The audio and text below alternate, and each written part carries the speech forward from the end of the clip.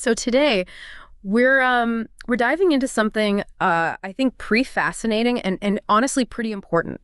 It's about Black women's hair in the workplace. Yeah. Specifically, we're really focusing on the experiences of Black women, working their way up, trying to advance their careers, but within the U.S. federal government. And what's really interesting is how they deal with these kind of unspoken rules around their hair. Right. And what's really cool about this deep dive is that we've got like these excerpts from a doctoral dissertation. Oh, wow. That really, really gets into like the nitty gritty of this whole thing. Okay. And it's not just like your typical, dry research paper. Yeah. We're talking like personal stories, people being really candid, a level of honesty you just don't see every day, Yeah, and what really strikes me about this particular deep dive is that it's based on the voices of Black women themselves. It's not just some policy document or some statistics. It's really about like lived experiences Exactly. shared through these interviews. And that's what really drew me to this is this idea of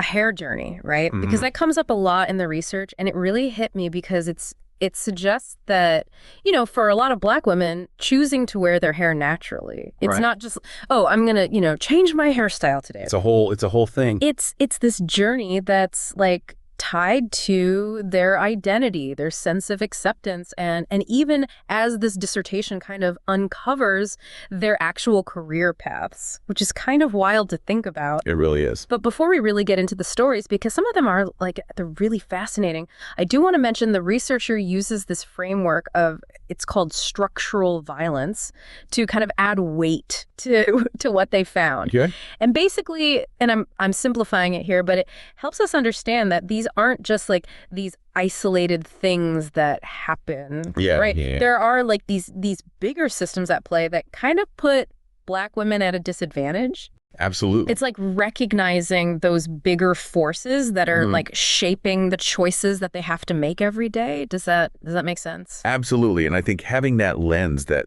framework, that understanding of the systemic issues, I think it helps make sense of the stories that we're going to hear. They're not just, anecdotes or stories in a vacuum. Yeah. They're actually evidence of something larger. Completely. So let's introduce a few of these women.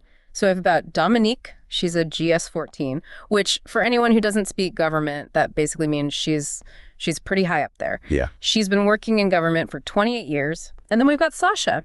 She's newer, only been in the game for about 4 years. She's a GS-9. And then there's Natalie. She's been around for a while, 14 years, also a GS-14. But get this, she decided to go natural back in 8th grade. Wow. Back in 8th grade. This is way before, it was like the cool thing to do, Yeah, before the whole natural hair movement really like took off. Exactly. That's amazing. And each of these women, they have their own reasons for deciding to go natural. They all have their own experiences with these like unspoken rules. Right. Dominique, for example, she decided to go natural after going through breast cancer treatment. Oh, wow. And she talks about, losing her hair made her want to like really reclaim her body image, her strength. And for her, embracing her natural hair, that was a part of that. It's powerful, isn't it? How something as personal as hair can be, connected to these larger journeys of self-discovery and resilience. Totally. And then you have someone like Sharon, who's a GS-13, who actually credits her hairstylist Yeah. with like giving her the final push to transition to natural hair. It's like a hair intervention. It is. She had been thinking about it, but she needed that extra little like nudge. And her story, I think, really gets at this key tension that the whole dissertation is like trying to unpack. It's this conflict between like officially there are no written rules about Black women's hair. Right. But then there's this very real pressure that so many of them feel to conform to these unspoken rules. Yes. And it's like, Cynthia, who's she's a GS-14, she's been with the government for like 35 years. Wow. When she wore her hair naturally, colleagues would like constantly touch it without asking. Oh, yeah? Which, it seems like a small thing, maybe, but it actually says a lot about how Black women's hair is perceived, right? And the lack of boundaries they often have to like set up and navigate. Yeah, and it's not even just about colleagues being like, curious. It's really tied to this deeper issue of what's often called respectability politics. Yeah. This idea that to be seen as professional, to be seen as competent, to be worthy of, moving up in your career, Black women often feel like they have to conform to white standards of beauty. Yeah. Remember, what's her name? Medallion. Medallion. Yeah, the GS-15. She was explicitly told she needed to, quote, look like everyone else. Yeah. If she wanted to, climb that ladder, which is just, it's heartbreaking. It is. And that pressure to code switch, to like shrink yourself, to fit in, to make other people comfortable. Right. It takes a toll. The dissertation, it actually goes beyond just like the appearance stuff. Right. It really gets into like the mental health and even physical well-being of these women, which, I mean, think about it. Absolutely. Like Dominique, she connected her hair choices back to this whole legacy of like harmful beauty products that have been marketed to Black women for like generations. And for her, embracing her natural hair, it was like rejecting that. Right. Stepping into her own power, which is... It's a powerful statement. It is. And it's not even just about the products themselves, right?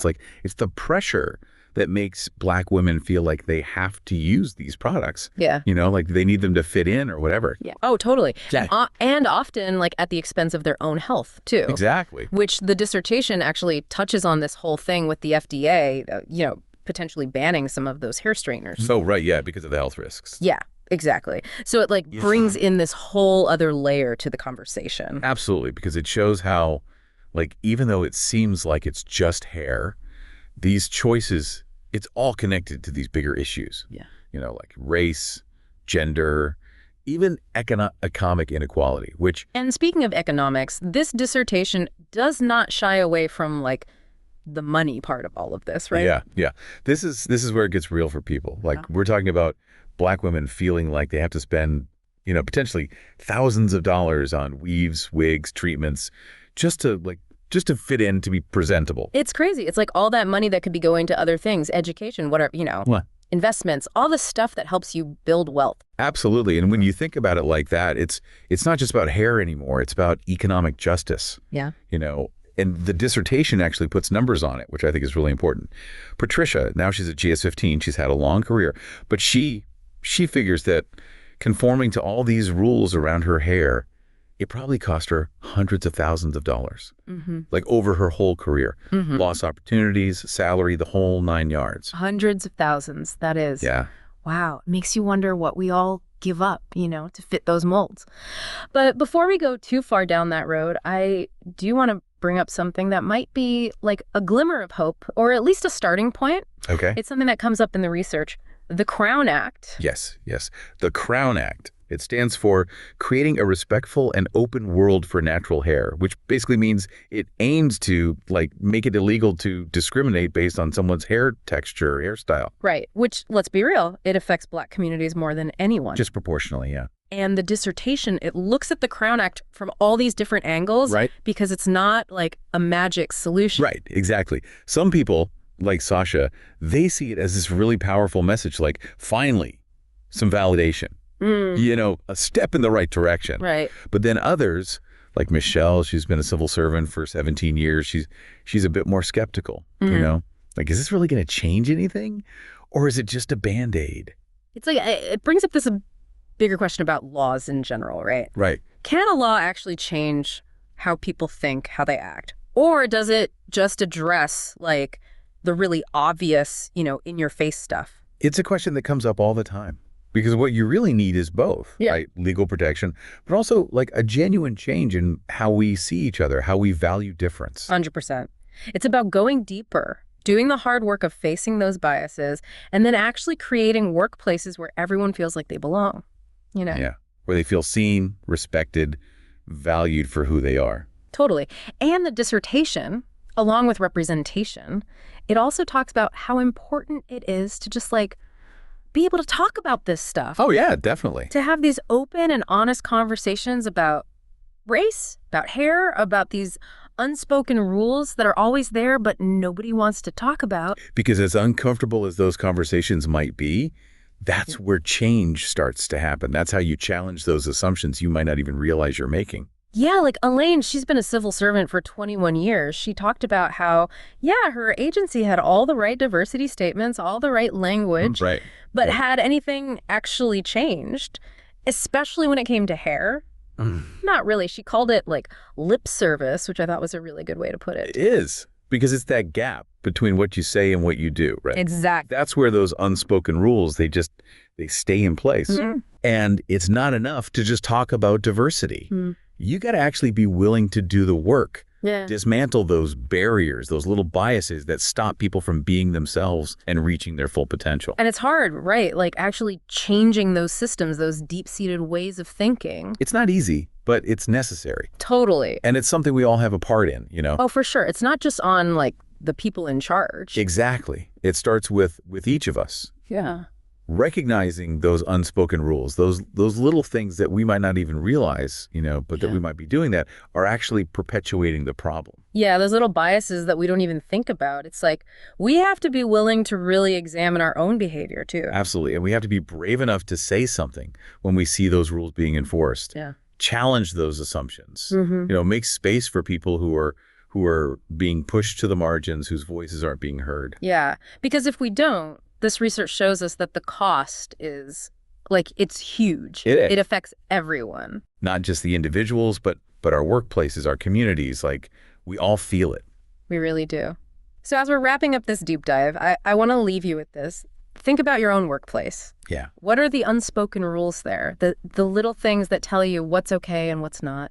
And more importantly, what can you do, even in your little corner of the world, to challenge those rules? You know, to make things a little more inclusive, a little more equitable, where everyone feels like they can really, really be themselves, you know, and succeed. Because that's how change happens, right? Little by little, one conversation, one small act of courage. It might feel awkward, but it's those little steps outside our comfort zones that really make a difference. They do. So that's the challenge and the opportunity. Absolutely. So thanks for joining us for another deep dive. Keep learning, keep asking those tough questions, and let's all try to create a world where everyone feels like they can just be themselves, you know, their full, authentic selves. Here, here. Until next time.